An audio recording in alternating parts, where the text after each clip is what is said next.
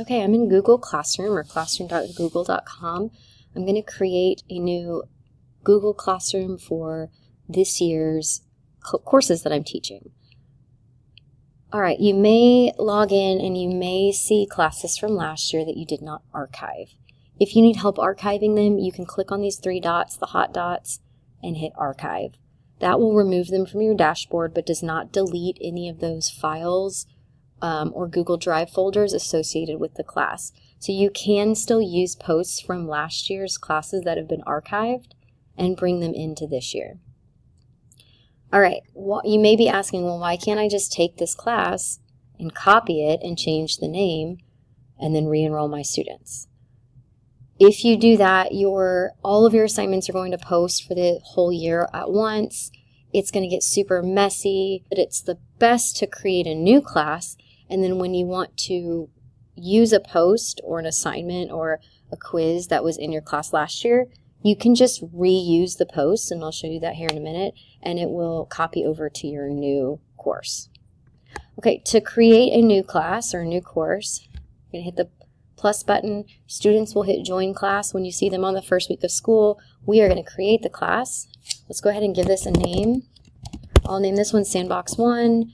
All of this stuff is optional, but for my own benefit, I want to put, fourth period, 4, I put in there. For the levels, I'll probably leave that alone since I teach a mixed level class. You could put your subject in here. Let's just say it's art history. And then you may want to put your room number. All right, my class is created here. So you're going to see all of your tabs up here at the top, and right now we're on the stream. We're going to mess with some of the settings of this class to make sure that it works the most efficiently for us. If you want, you can customize the banner.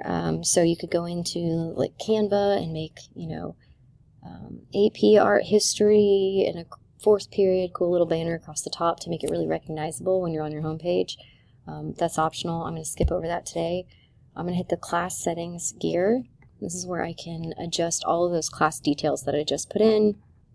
I can see my invite codes, but we're going to look at the stream and classwork section. So by default on the stream, so it's kind of like the home page, students can post and comment. I don't want students to be able to post, but I might want to have them comment on a post that I make.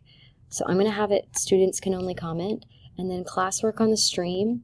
This is up to you. I hide the notifications. I feel like it clutters up the stream. I only use the stream really for announcements. If I have a sub, maybe sub plans for the day, things that are upcoming that I need to remind them. So that's more of our announcements page, and I don't want to clutter it up with classwork, which they can get on the classwork tab. So I'm going to hide that. And then for Guardian Access, I like to turn this on.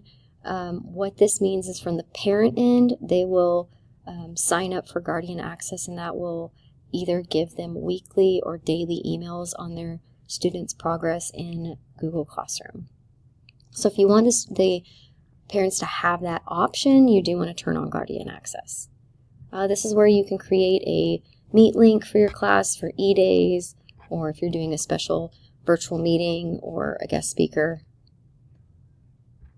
All right, for the grading, I do go in here and add the grading periods just for time's sake. I'm going to skip over this, but you can put in, Q1 and put in the start and end date. That way, when you make assignments, you can be very clear about which quarter that they're going into.